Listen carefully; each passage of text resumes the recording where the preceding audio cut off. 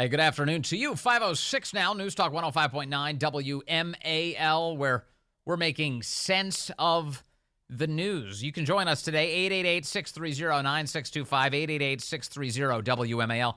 Robert F. Kennedy Jr. is running a third-party bid for president right now. He's picking up a couple percentage points across the state, but that's meaningful in a world where some states are divided by just 10,000 votes in the past. Here's RFK's running mate, Nicole Shanahan, who's been bankrolling much of the campaign earlier this week. There's two options that we're looking at, and one is staying in, forming that new party, but we run the risk of a Kamala Harris and Waltz presidency because we draw votes from Trump, or we draw somehow more votes from Trump, or we walk away right now and join forces with Donald Trump. That could happen as early as tomorrow. RFK expected to make a big announcement in Arizona. President Trump also in Arizona tomorrow. That's interesting. Here is President Trump this morning on Fox and Friends reacting to these possibilities. There was a big announcement or big rumors spreading that RFK Jr. might be dropping out, might be endorsing you. His spokesperson said they will give a live address tomorrow about his path forward. And now there are rumors that he might join you at this rally in Arizona tomorrow to announce that he's supporting you. What's the truth? Have you talked to him? So I've known him for a long time. He's as you know, he's a little different kind of a guy. Very smart guy. He's a very good person. If he endorsed me, I would be honored by it. I would be very honored by it. He really has his heart in the right place. He is a respected person. Women love some of his policies, and I guess some people don't like some of his policies. But overall, I thought the Democrats, he was a Democrat. I don't know what he is right now, but he was a Democrat. They treated him very badly. I think he would have, he goes around saying he would have beaten Biden in the primary. I think there was a good chance. What they did to him was what they did to Biden. They really were harsh and threw him out. They wouldn't let him go to the vote. I mean, they made it impossible for him to compete in primaries because he was doing so well. And they basically made it impossible for him to do what I think he would have been successful. I think he would have overthrown Biden because Biden is so bad as a president. When I hear this talk about Mount Rushmore, I turn off your television. If I have to read an article, I just throw it down. Mount Rushmore for this man who is the worst president in our history. He's allowed, and she is, because she was the border czar. Now she disowns that. She's allowed millions of people to come into our country, many of these people totally unchecked, totally unvetted. Many of these people came into our country, think of this, from prisons and jails, right, from mental institutions and insane asylums.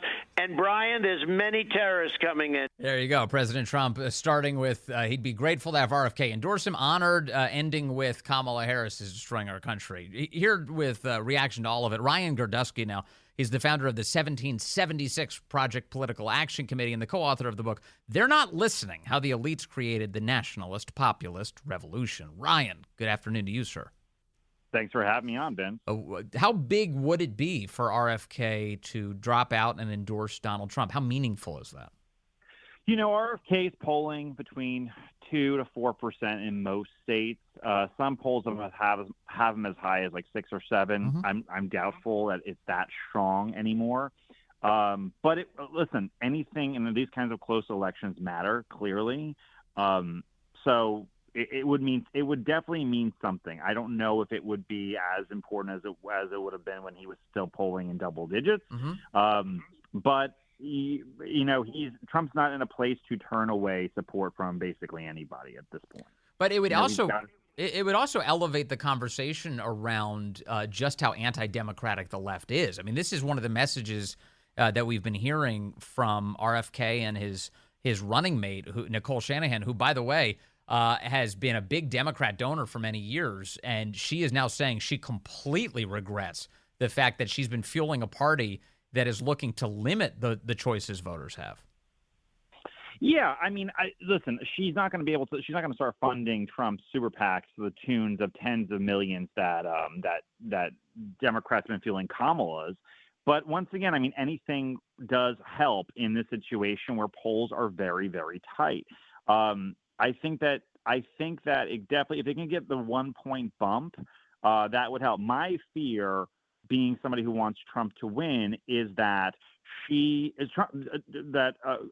gets a lot of support from young people, from Blacks voters, and from Latino voters. I don't know if they would be so willing to go to Trump, but who knows? That's really the big risk. Is he going to sit there and see some of the support that goes from Biden, from traditionally Democratic groups, go back to Harris that are still sticking with RFK, or are they going to go to Jill Stein or Cornel West, or maybe set up the election entirely? How are you, as you're handicapping what we're looking at right now, the election, how are you assessing it right now, Ryan? See, here's my problem with a lot of the polls that have come out. There's a bias in polls, but it's not what people think it is. It's the fact that polls can only reply to who is answering them, and there is a bias in responses for pollsters, right? Older white liberals love to answer polls. They answer polls more frequently than anybody else at any other time. It created a problem where polling is not as accurate as it once was, or as it should be, because you have to deal with the fact that liberals are answering these polls at insane rates. So would you say that there's a childless cat lady problem with the polling? Well, I don't know if they're men or women, but there was a Houston University poll that just came out for Texas, and Trump was up 5 in it. Yeah. So I went to the crosstabs and look, and Trump was winning whites by 19 points in Texas in this poll. Trump won whites, and I don't look at 2020 exit polls because they were so off with COVID, but I look at 2016. Trump won whites in Texas by 41 points against Hillary Clinton. Right. He's not now down to 19. Like, that didn't happen. So what I'm seeing, what I'm looking at, and what I'm guessing is that you're seeing an immense amount of liberals sitting there and answering these polls, and creating a bias in them, and creating a bias in reporting that is problematic and is giving Harris an advantage. Right. In the New York Times Siena poll in Michigan, Harris was beating Trump among seniors by 30 points. Biden lost seniors by like 6 or 7, and Hillary by 8 or 9.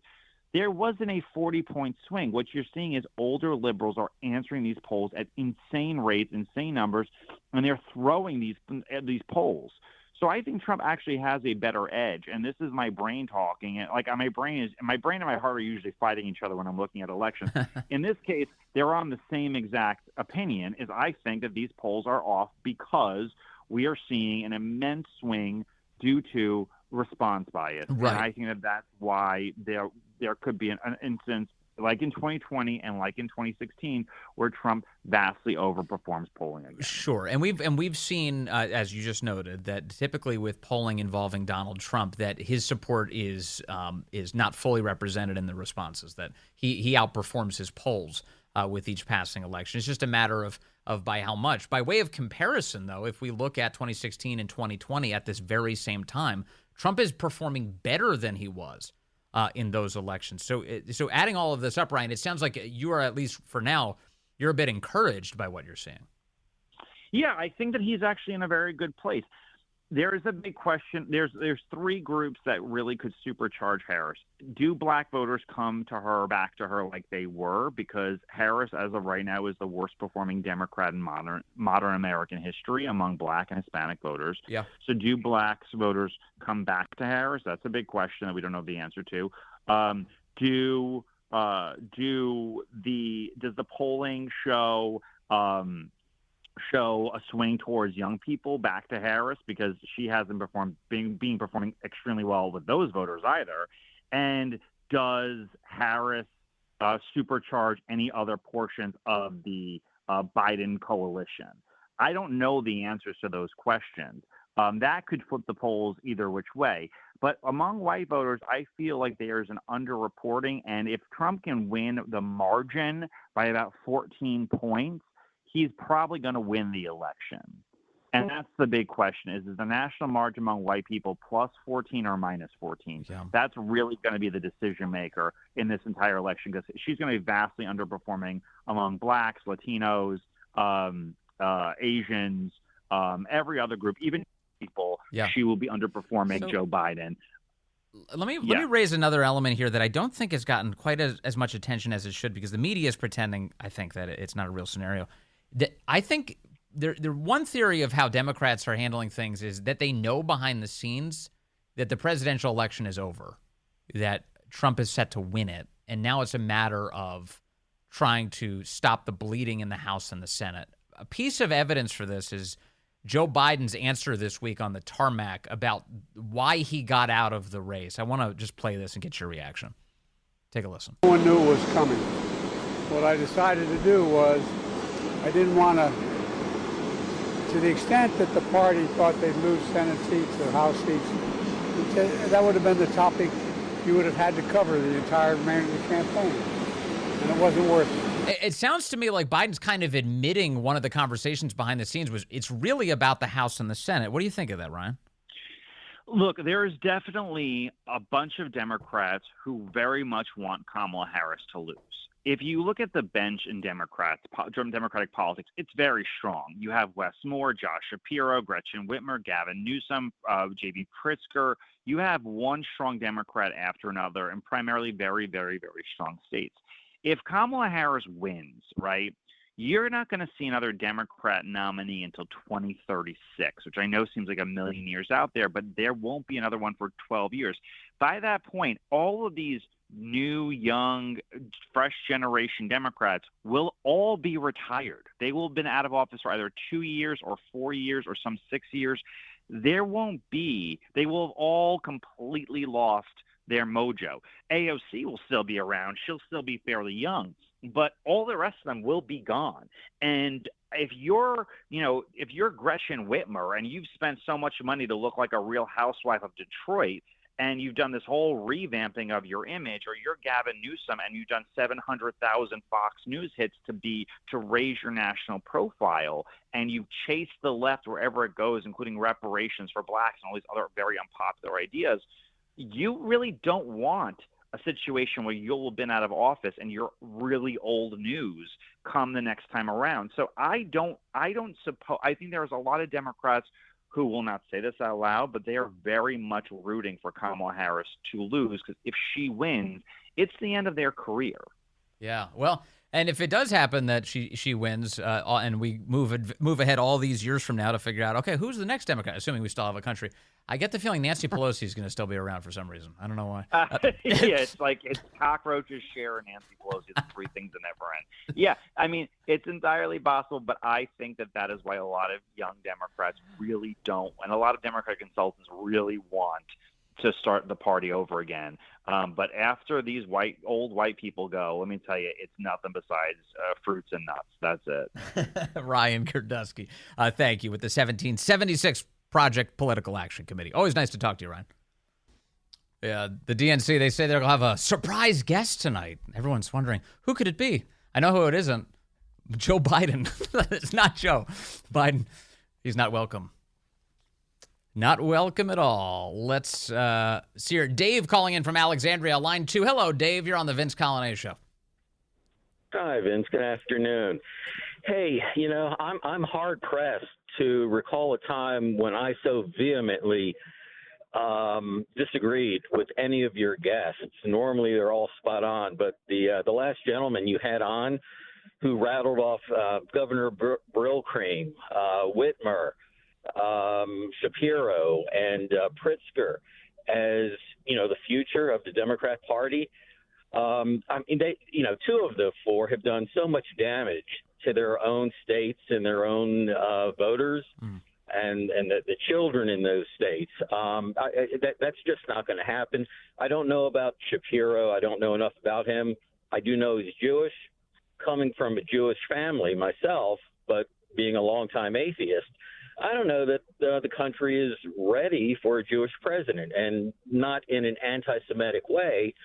It's the same thing with John F. Kennedy. Was the country ready for a Catholic president? Well, in particular, that party, what are the chances he can make it through a primary process, I wonder? Shapiro, right. Again, we have assuming to know they more have about one. him, I guess actually, now that I mention it, it's like they don't really do primaries, do they? They just literally handed the entire nomination to Kamala, so anything could happen. We're still spinning over how that happened. I mean, what a stolen election. Amazing. However many people voted in the primaries for Dementia Joe, it is amazing. It is amazing, but, yeah, I just disagree with your last guest. Wes Moore seems like kind of a centrist, although he's new. Rather new. Well, that's usually what happens, right? The less you know about them, the more they can recreate them into something else. That is part of it. Dave, thank you. No, it's okay. Actually, disagreement is one of the things we value here. It's what makes us different than the left. I appreciate that call. Phil is in Fredericksburg now on line 1. Phil, good afternoon, sir. You're on the Vince Callahan Show.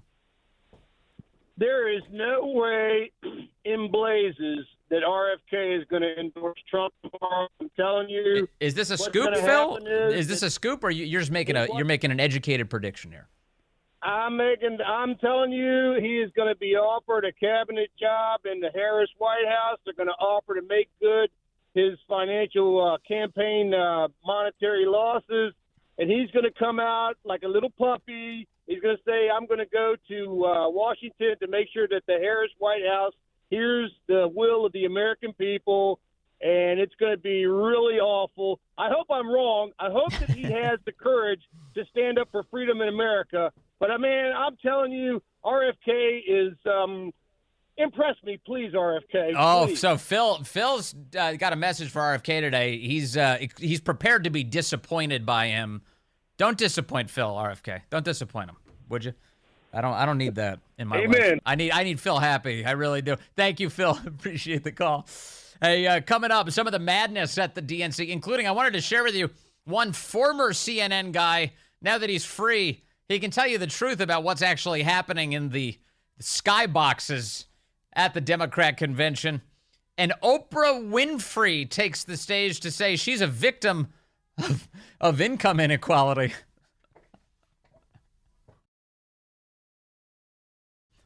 Hey, good afternoon to you. It's now 5:35 here at News Talk 105.9 WMAL, where we're making sense of the news. You can join us, 888-630-9625, 888-630-WMAL. I'm looking at some images from outside of the Democrat convention today, shared by the Post Millennial. They've captured some video. And in the image, Democrats have set up a table with a Trump impersonator handing out, quote, Project 2025 things, like fake, I guess, stuff.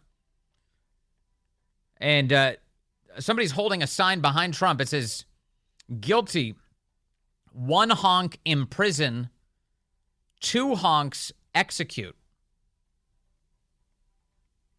Right outside the Democrat convention today. This says manhunt has been underway today in Arizona for someone who threatened to kill President Trump during his border visit today. He did a big visit to the border alongside so many of the families of the victims of those people who have fallen as a result of the border crisis, as a result of the Biden-Harris administration allowing so many illegal aliens into the country, some of whom have caused tremendous harm and catastrophe.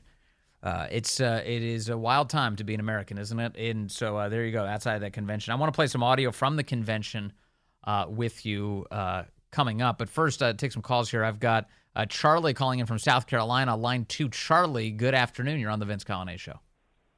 Say good afternoon, Vince. It's an honor to talk to you, and thank you for flying close to the flame each and every day. Very nice of you. Thank you, Charlie. We often quote Orwell, but decades before Orwell's writings, the book The Jungle, on the social issues of the day out in the Chicago's, the row houses and the slaughterhouses and all the tough stuff going on.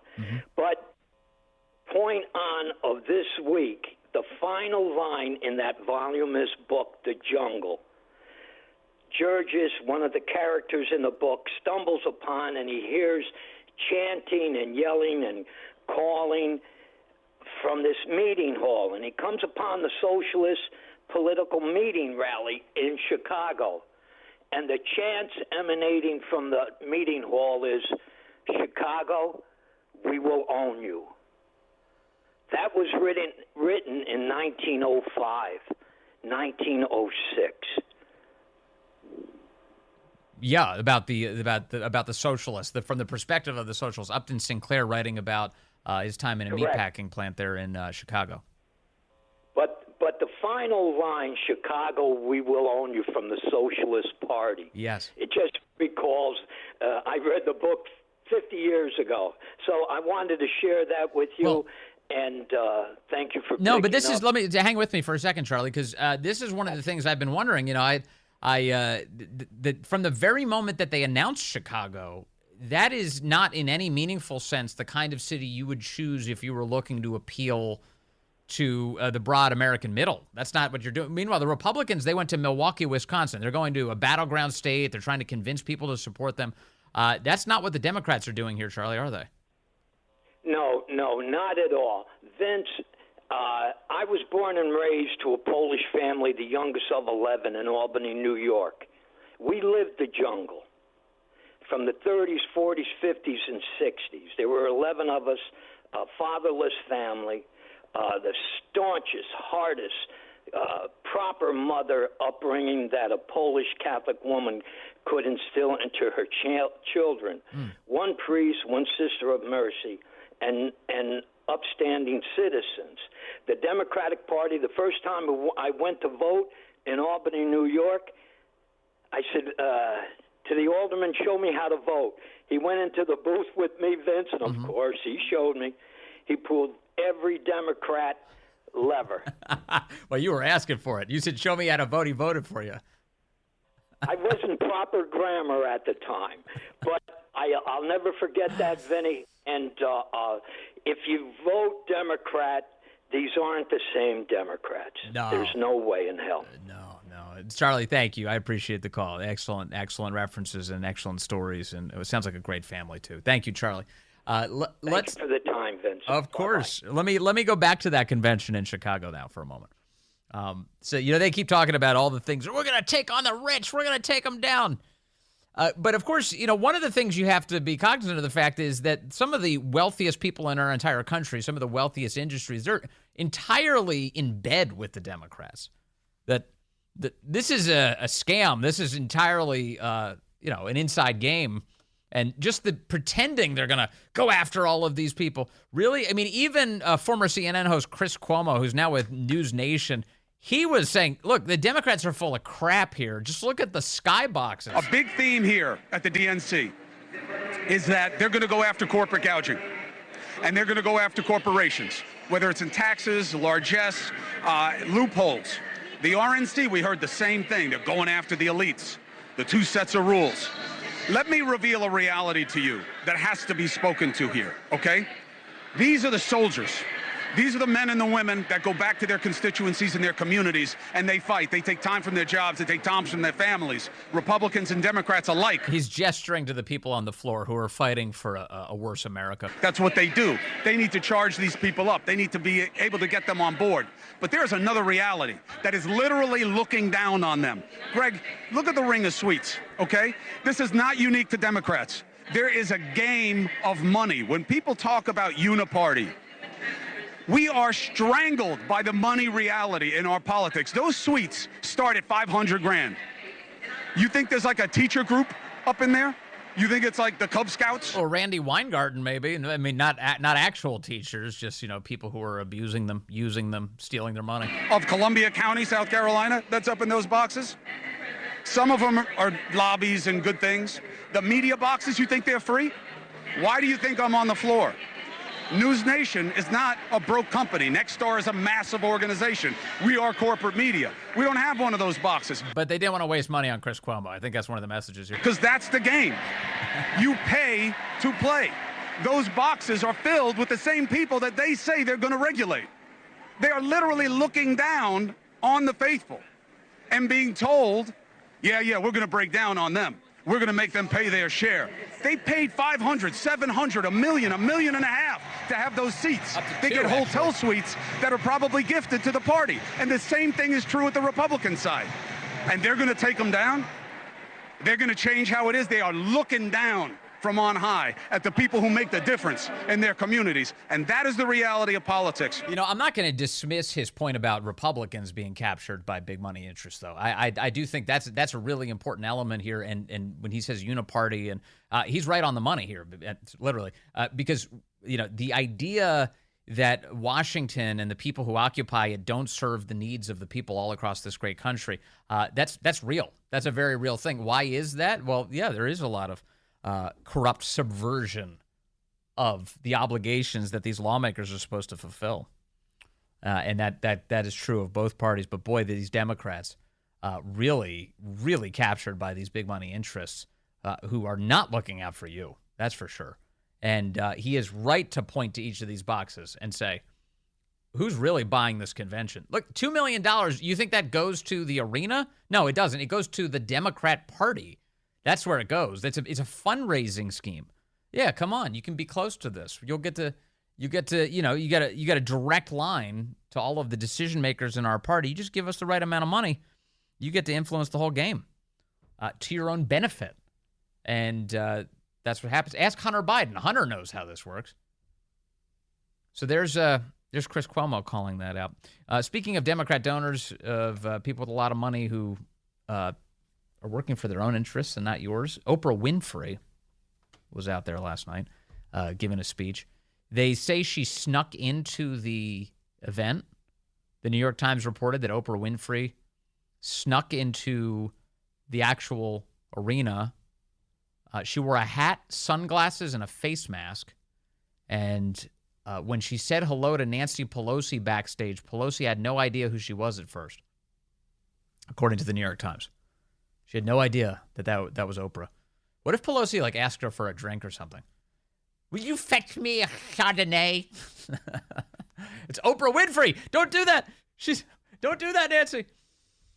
She probably thought she was the help. That was Nancy Pelosi's assessment, because she's racist, Nancy Pelosi. I don't know if you know that. So Pelosi didn't know it was Oprah. Oprah is so full of herself that she dressed up in a disguise to get into the building. Oh, no, can't let anyone identify me. What a ridiculous person. Preposterous people. Here's what she had to say last night. She said, decency's on the ballot. You know this is true. You know I'm telling you the truth, that values and character matter most of all. You know, Oprah once sent Donald Trump a letter talking about how much she adored him and how it would be great if they ran for office together. Did you know that? Back in at the turn of the century, she, in fact, President Trump posted a copy of the letter to Truth Social yesterday. And here it is, January 11th, 2000. Donald, it's on Oprah's letterhead is on it. Donald, I received the book excerpt. I have to tell you, your comments made me a little weepy. It's one thing to try and live a life of integrity, still another to have people like yourself notice. Thank you, Oprah. And at the bottom, a postscript, too bad we're not running for office. What a team! Exclamation point. Here's Oprah last night. In leadership and in life, and more than anything,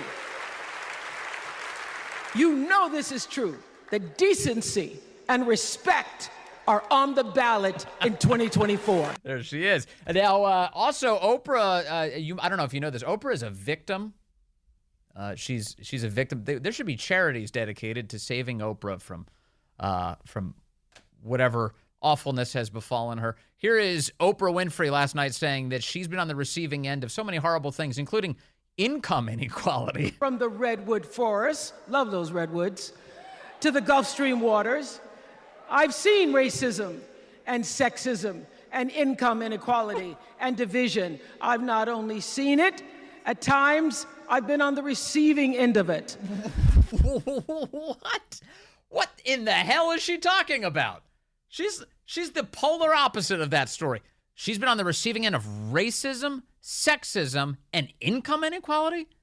How much is this woman worth? I saw a number today, $2.6 billion, according to one estimate. $2.6 billion. Now, I don't know how many billionaires I have within the sound of my voice. if you are a billionaire, please, buy some advertising on WMAL. Support the broadcast here. $2.6 billion she's worth. And she says she's the victim. Isn't her story one of how great America's opportunities are? She's a great American success story. Isn't that the idea? Income inequality? Yeah, I guess on the other side of it, she's on the rich side of income inequality, not the poor side. I'm a part of the income inequality story, just not the part you think. So even Oprah, who is too important to allow her face to be seen as she sneaks into the arena yesterday, is worth $2.6 billion, stands up on that stage and says that she's the victim of income inequality. Everything about this convention, every single thing is a lie. It's all projection. It's all the opposite of the truth. I'm the victim. No, if anything, you're the beneficiary of income inequality. You're not the victim. What is this? Pretty funny, as always. Babylon Bee. Oprah surprises DNC attendees with free gift under each seat. Their own illegal immigrant. And you get an illegal immigrant, and you. What do they call them? Undocumented? Let's see. John, the newcomers, that's right. You get a newcomer. John is in Fairfax now, line 2. Hello, John, you're on the Vince Colonnese Show. Vince, I'm just catching my breath right now after that. I love the bee, man. It's awesome. Hey, I just wanted to comment. I mean, these people talk about hope and joy and Oprah's morals and values, and maybe that pays the bills in fantasy land, but it doesn't really pay the bills here in reality. So I just think it's so comical, these people. They just think that, they could just say whatever they want and everybody's just going to eat it away. So yeah, pretty funny stuff. Well, yeah, and they try to make these moral appeals. Meanwhile, I don't look at their party and think, wow, they're a party of morals and virtue. They have no morals. They have no values. They want to, they want to terminate life. It's ridiculous. It is. You don't believe them. And so, but your point, John, is really well taken, which is that a functioning political party in a country with healthy choices would be focused on, okay, how do we figure out a way to make life more affordable here? They're pretending like they weren't responsible for making it awful, John. Yeah, and just look right outside the convention center there, and what is it? 650 murders this year in Chicago. They're 12 years in a row. They're the murder capital city of the country. They had 3 killed and I think 25 shot this week during the DNC.